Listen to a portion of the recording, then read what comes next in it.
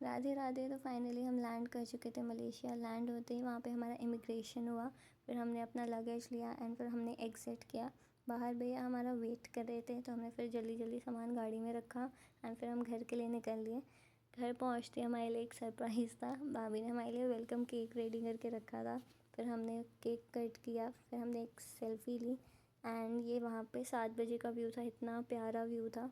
फिर विवांश के स्कूल का टाइम हो रहा था, उसका मन तो नहीं था जाने का, बट बेचारे को जब भी जाना पड़ा।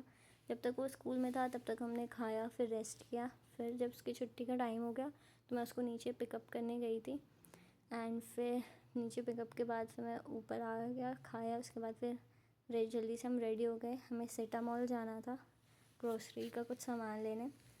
फिर हम वहाँ से निकल चुके थे रास्ते में एंड फिर हम मॉल पहुँचने के बाद फिर मम्मी और भैया शॉपिंग कर रहे थे, मैं और विवांश मस्ती कर रहे थे। वहाँ पे मुझे पता चला कि वहाँ दूध को सूसू बोलते हैं। फिर विवांश ज़िद करने लगा कोक के लिए।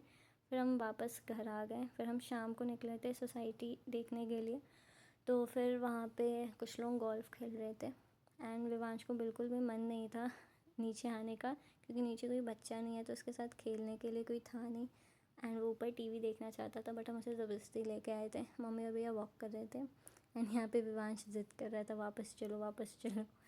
उसके बाद फिर हम ऊपर गए। फिर हमारा रात को प्लान बना, कुछ काम से बाहर जाना था, तो फिर हम वो किए एंड काम ख़त्म होने के बाद फिर हम मैकडी गए। वहाँ पे हमने फिर खाया पिया एंड एट द एंड फिर हम आइसक्रीम खाए। हमें रात काफ़ी हो गई थी। नेक्स्ट डे विवांश का स्कूल था तो हम टाइम से घर पहुँच के फिर सो गए थे।